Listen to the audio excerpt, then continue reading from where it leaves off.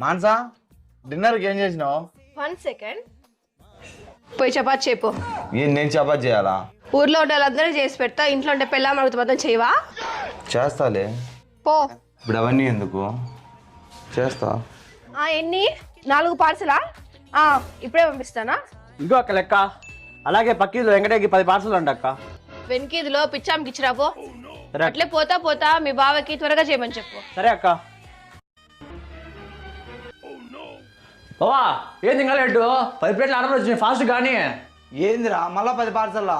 అసలు ఏమనుకుంటారా నన్న? ఏమైనా టాలెంట్ ఉన్నప్పుడు వాడుకోవాలి బావా.